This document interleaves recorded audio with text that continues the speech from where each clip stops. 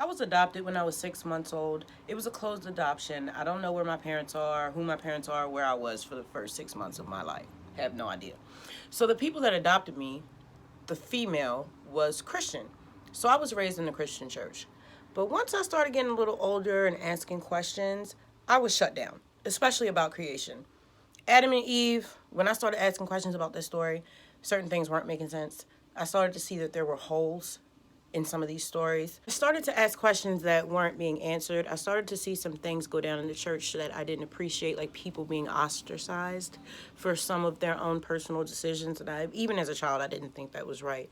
So when I got older, I started to branch into spirituality. And actually, before I discovered spirituality, I got into physics. And when I got into physics, I started studying quantum physics. After I got into quantum physics, that's when I started researching true human history, got into ancient alien type stuff, and then started getting into spirituality. And then, oh boy, that opened up my mind a lot. I still hold on to everything that I learned as a Christian, but I do not subscribe to a religion. I totally took man and church and government out of my relationship with God.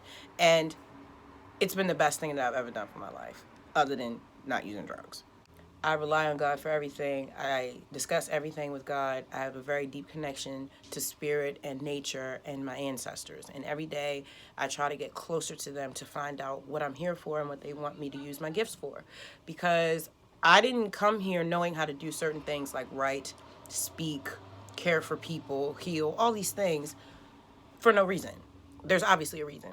And I don't believe in good people or bad people. I believe in good or bad intentions. When it comes to the type of life you want to live, you either live a life for yourself or you live a life of service. I have chosen to live a life of service. Therefore, I talk to my ancestors, spirit, and nature about guidance. I ask them what they want me to do and where they want me to go, because these gifts are not mine. That is when someone says, I like your song, I like what you wrote. I give all praise to the Most High, because I don't know where half this stuff comes from. I'm just the medium. I just say what gets spoken into my ear. This stuff didn't come from me. Promise you, my spirit animal is a big ball of nothing. I would lay in my bed and do absolutely nothing. I wouldn't even lay on the bed. I'd lay on the floor. I'd lay in the woods, on the ground, in the middle of the woods for the rest of my life and do nothing until I withered away. That is what I would do.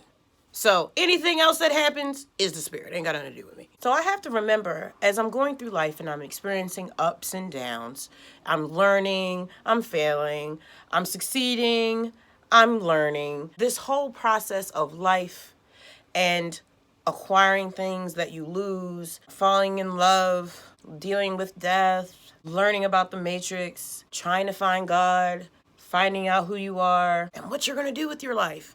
And then there are those that worry about the afterlife. I don't give a damn. If that's a worry that you have, you can just add that to the list. Going through all that, we think that what we go through is our testimony to others about God.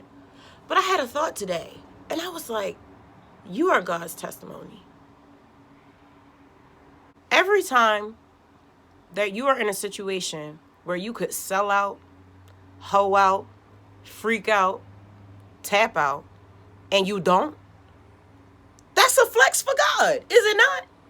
If you're living your life contrary to what everybody else is doing and it's hard, but it's right, that's a flex for God. Like, that really just changed my perspective on how I should react when I go through things. Because if I change my mindset, it makes like, I can't control what happens to me in life, but I can control how I react to it. I can control how I feel about it. I can control how I think about it. I used to take bad stuff happening to me personally like it wasn't a whole ass opportunity to grow. Hard times are opportunities to grow and get stronger. If you didn't have any opposition, you would never have anything to push you to grow up, forward. You can either wilt or you can get stronger. Why did it take me so long to realize that? Like, that's what I'm talking about. So now I just see hard times as an opportunity to showcase everything that I believe in. Because it's a lot harder to live your beliefs than it is to just speak them. Peace.